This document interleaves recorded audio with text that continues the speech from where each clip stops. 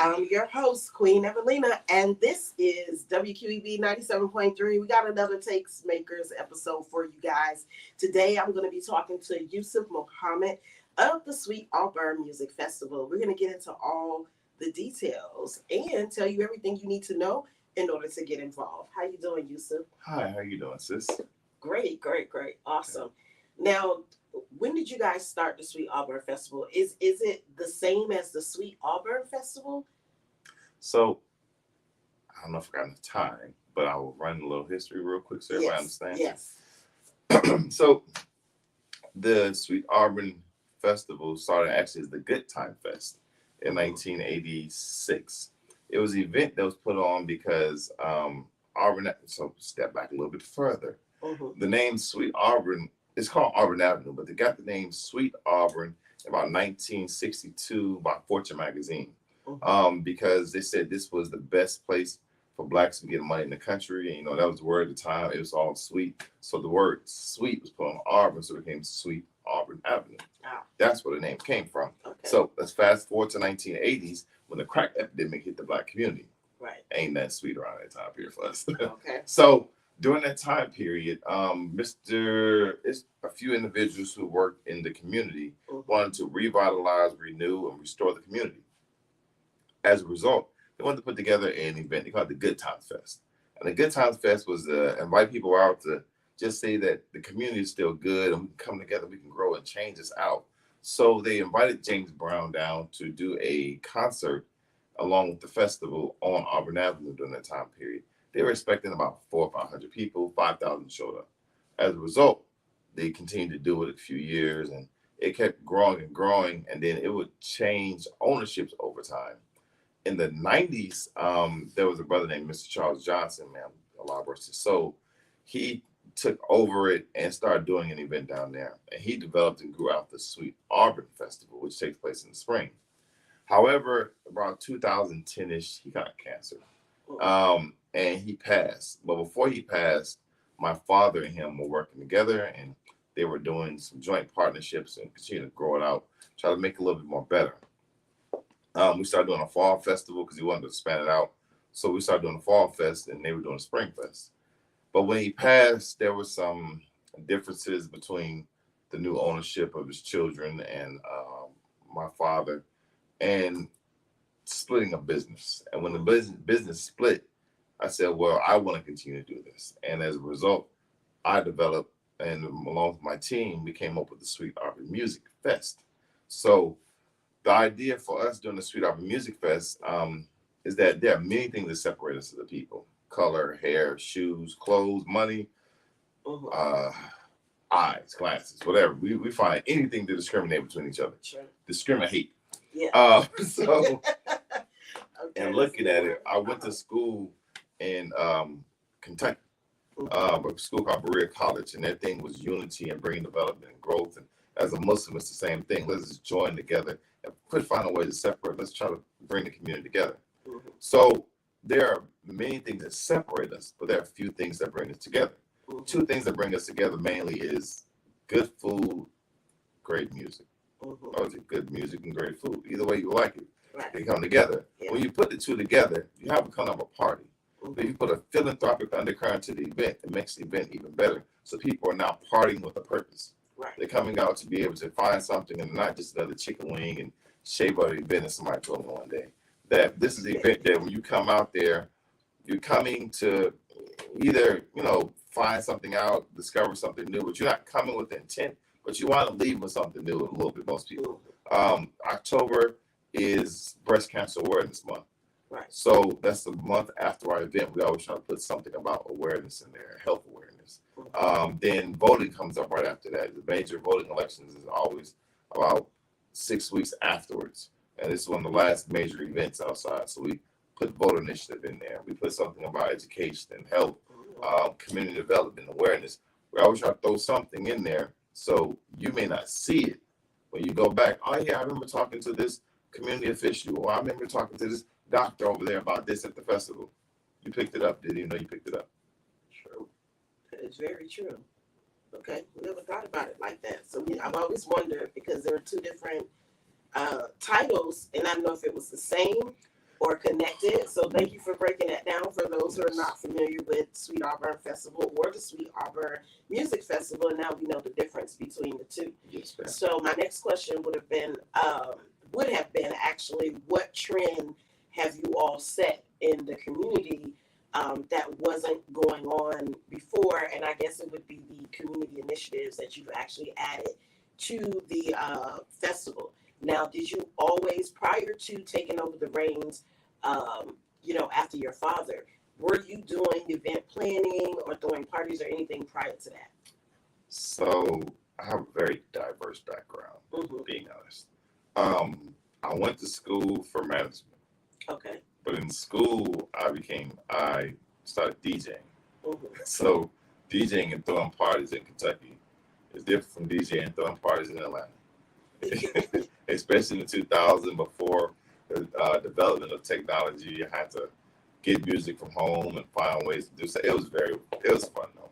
I came back home and used my development. I wanted to get into finance. Mm-hmm. So I started working for E-Trade Financial. I was working for, I got a job at Avis, being the first and the youngest manager of Avis, period.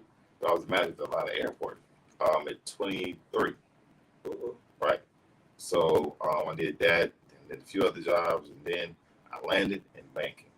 Ooh, yes. Right. So I did that for a few years, got out of that, and was never able to find a job. And you know what happens in life is that God may be steering you in some ways that you don't understand, but He's leading you to a destination. Uh-huh. Once He gets you towards where you're supposed to go for your destination, He cut off everything else. So, and what happened is that I was striving, this is like 2010, 11, when they was going through the changes, economy at that point, the first time, looking to get a job. Never could find another one. So this opportunity came up with the festival. I said, well, I'm going to make this something I want to do. I want to do this, so I do this until something else comes up. Nothing else ever came up. So I continue to do this, grow it. I've done some other things in between it. I helped other people, but this became me, the organizer, the developer. And it kept growing, and now it's a community organizer. Because we're doing this, we do the Sweet Auburn Music Fest the last weekend of September, but this weekend we're doing the Fish Fry Festival over in Bryan City. And it's the same initiative to revitalize, restore, rebuild, renew the communities, but invite everyone back out to the community that it's changing, but it's still our community. And we have to take ownership. If we don't take ownership, we will lose our area. Now, I say we, I mean the people of Atlanta.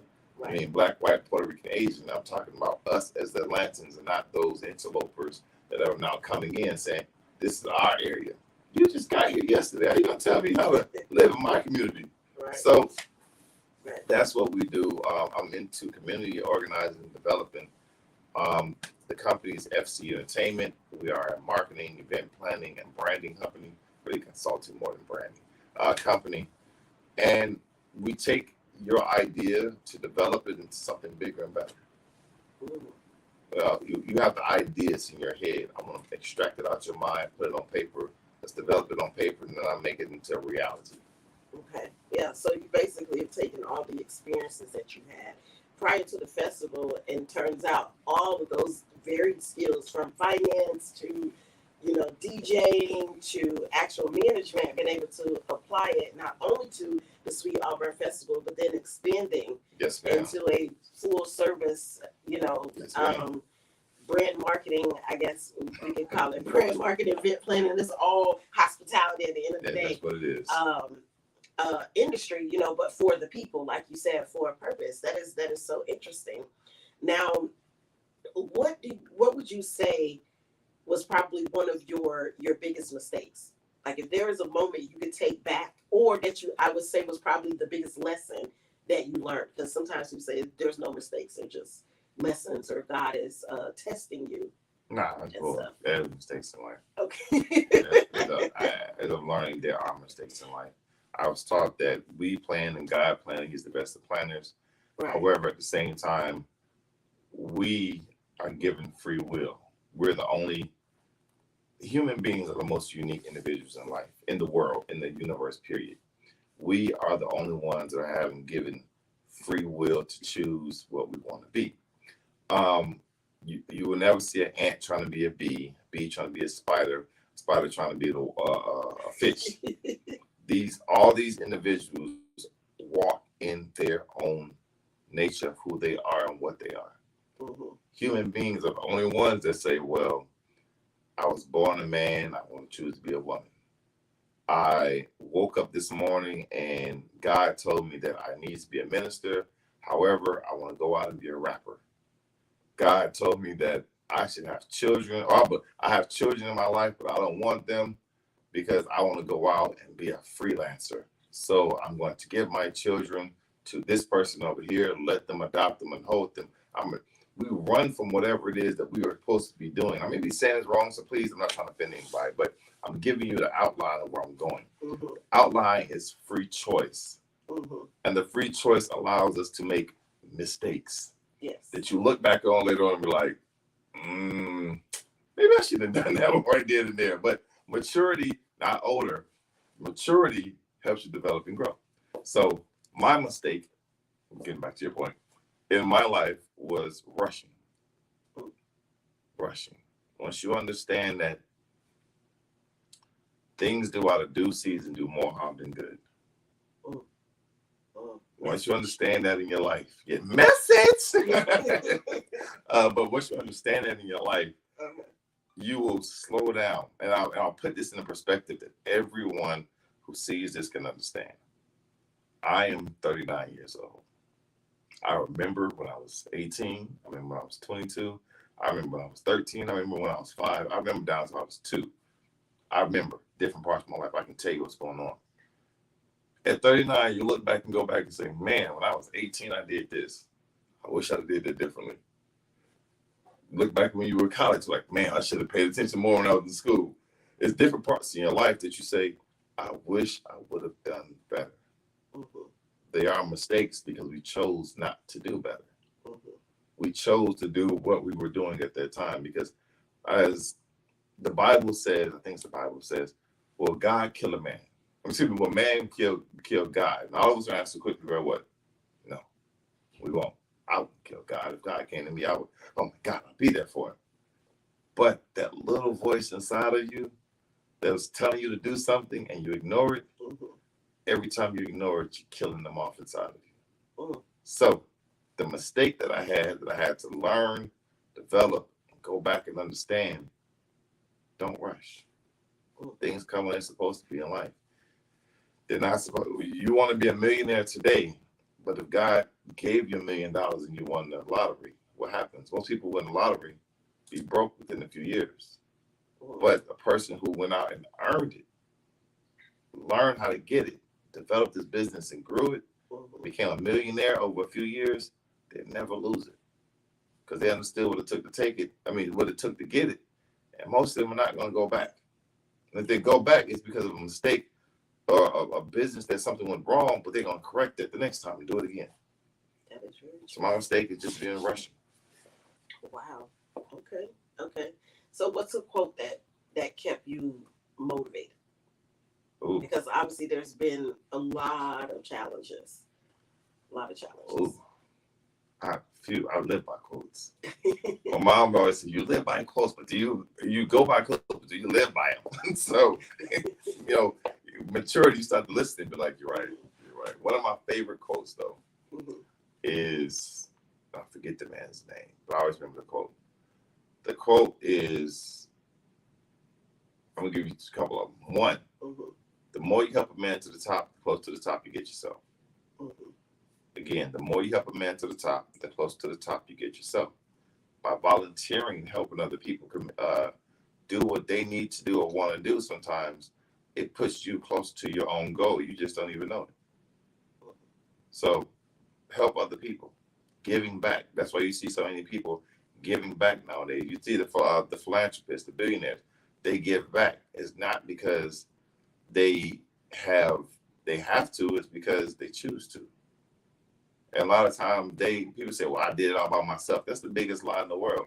You ain't never done nothing by yourself. Because I remember Drake's one of his songs that he says that he used to, his uncle used to let him borrow the car and you call him to say what a car is, something like that.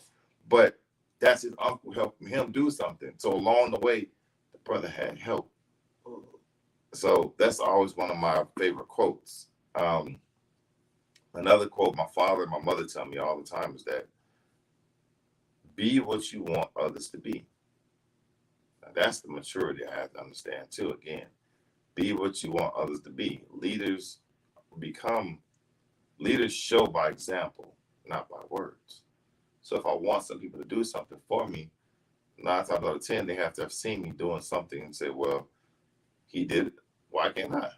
Like, look at your pastor. I'm Muslim. Again, Minister Farrakhan is my leader, my teacher, guide.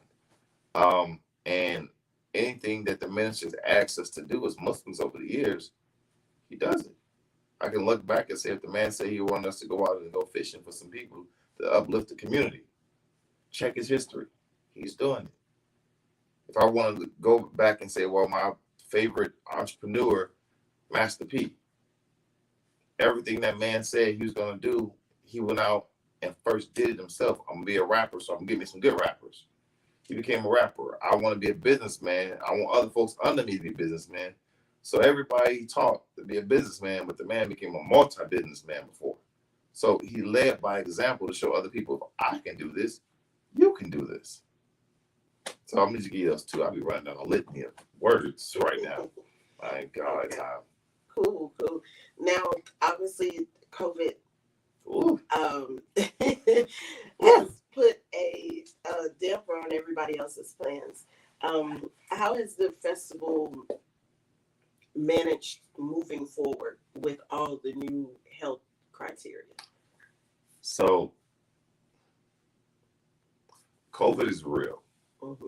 I do not believe anyone who says that COVID is not. From my own personal experiences, COVID is very much real. So with everything that we do, we have to have precaution. Mm-hmm. We set up, we definitely advise people to have their 6 feet of distance and everything. But at our events, we ask people to also keep the sanitizer out there, keep cleaning. We have the doctors that are in place at different events that kind of tells you if you're not feeling well, this is what you might need to be doing. It's the holistic views, the American doctor views. We have the different ways so people are not just, oh, I don't believe in that. All right, well, it's a holistic doctor over there. Go talk to them. I don't believe in holistic. Well, it's the doctors from Grady Hospital sitting over there. Go talk to them. You got Emory sitting over there. Go talk to these people so that you have a well-rounded understanding of what's going on in society. You're just not walking around lackadaisical. So you put precautions in place at the event, but the reality of it still is I believe in God, and it's his own will. If he wants it to be done, it's going to be done. Like the way I got COVID was very wild because I ignored it. I was able to avoid it for 2 years almost, and I got it being out to go to a meeting. And it was a very quick meeting. I got it real quick, and it was just like, wow. You know, you couldn't avoid it. I was masked up that day and everything, and I still got it. So, reality of it, if God wants you to get it, you're going to get it. If he don't want you to get it, you're not going to get it. I know people who've not had it since it's happened, and they've been clubbing every weekend. Haven't even had a sniffle, get along the cough. So, the reality is, COVID is real. Be precautious. Cover yourself up. That's why I came in to have my mask on still. If you are in the vaccinations, that be your choice. Take your vaccinations. If you're not, stay safe. Take your vitamins and, get some vitamin D from the sun and keep moving. Right. But we do tell everybody to keep their distance. Put some gloves on if you got to, because we make sure all of our vendors have their precautions, gloved up, ask them to be masked up. But they have to have the hand sanitizers on all the tables at all our events. Okay. Now, were you guys, in light of changes with party goers, are you guys taking advantage of any of these new tech-inspired ideas, such as doing a virtual festival or NFTs? Are you guys looking at any? So we sat down and discussed some of those things. I'll be honest with you, I have not. A lot of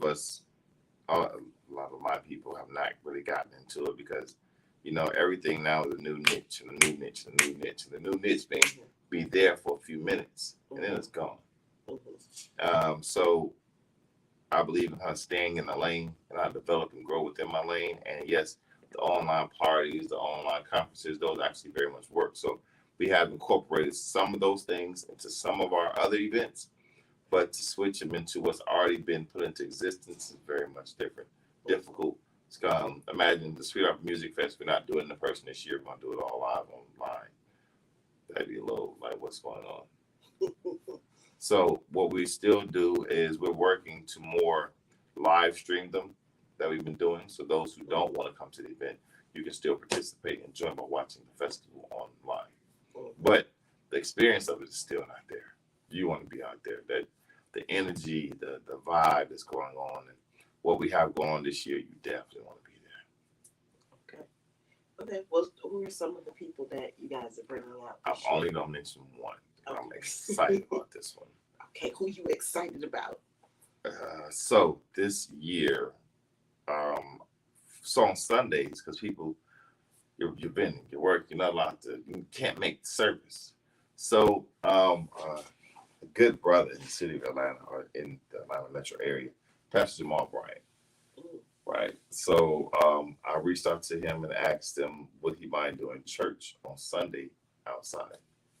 So we're gonna do church in the street on Sunday, and he's gonna bring a nice special guest with him. We're gonna be out there for that. But the idea is that the church and God comes wherever you are. So we're gonna do church on Sunday at 12 o'clock in the streets of Atlanta, and it's gonna be Dewberg Baptist Church out there doing their thing. So I'm excited about that one. And the next few weeks, I'll tell you about Saturday. We're working on Friday night. This year, we're looking to be, again, we're September, first of all. The Fish Fry Fest this weekend is August the 27th in Rodney Cook Park, downtown Atlanta by the Georgia Dome, 600 Joseph E. Boone Boulevard Northwest.